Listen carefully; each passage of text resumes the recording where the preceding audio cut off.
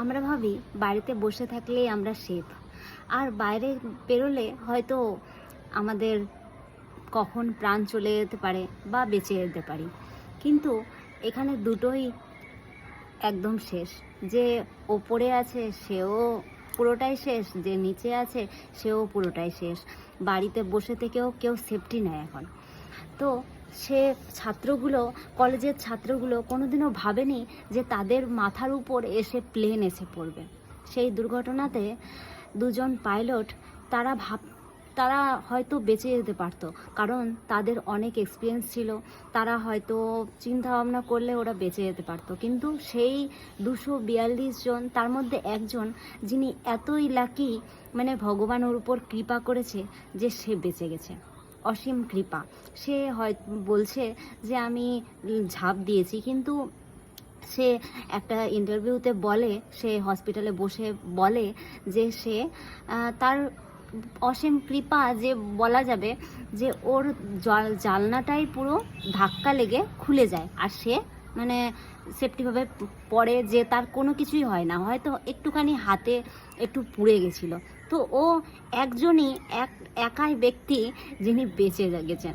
আর যত সব ক্রু যে মেম্বারগুলো ছিল তারাও একদম মৃত, সবাই মৃত। 241 জন, কেউ বাদ মানে বেঁচে নাই।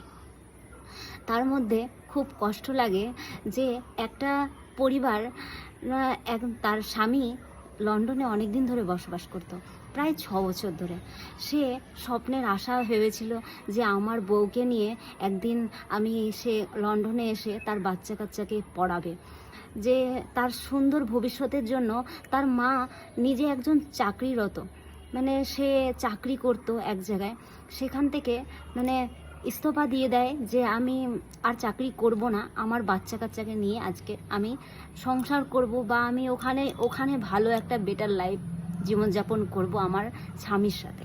কিন্তু সে একদমই পুরো পরিবারে কি না সুন্দর একটা পরিবার, দেখলে মনে হয় লাগে মনটা কি খুশি হয়ে যায়।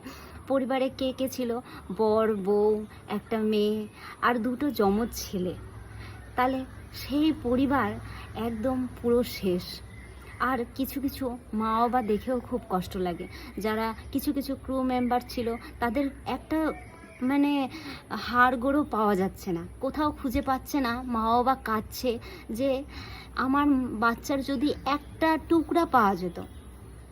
তাহলে ভাবেন যে কি কষ্ট, মানে যে এখনই থাকতে ভালোবেসে নেওয়া উচিত। আমার মনে হয় যে আজকে দিনটা হয়তো ভালো যাচ্ছে, কালকে দিনটা হয়তো ভালো নাও যেতে পারে, তাই না?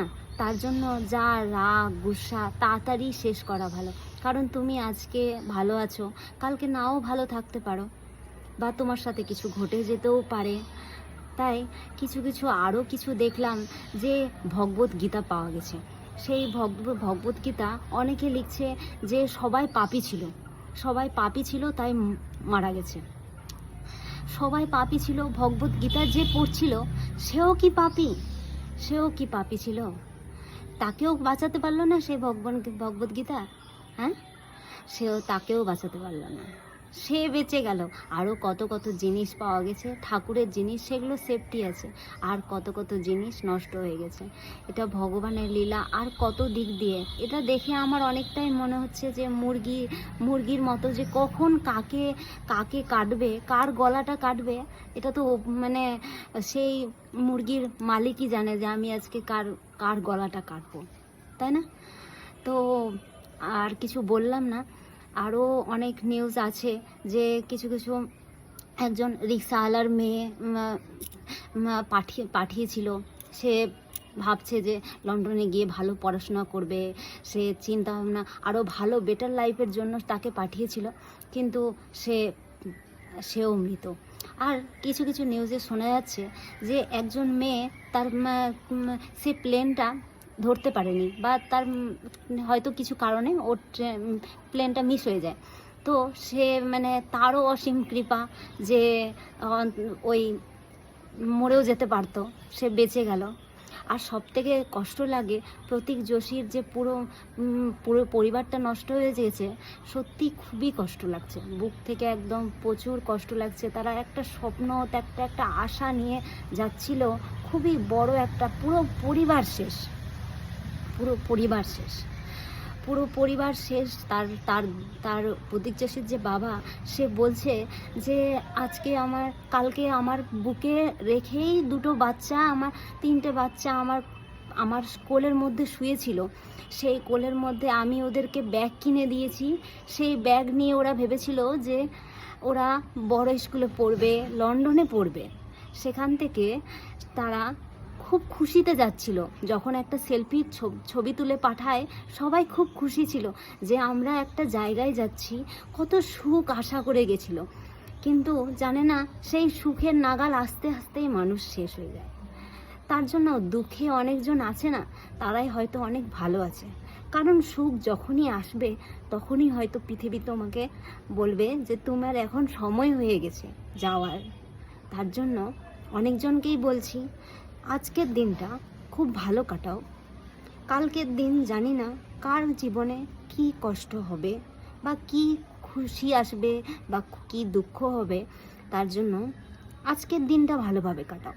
কালকের দিন কি হবে সেটা পরে দেখা যাবে, ঠিক আছে? এইটুকুই বলার ছিল। আর এই কথা বলেই শেষ করি। আর সবাই ভালো থাকবেন, সুস্থ থাকবেন।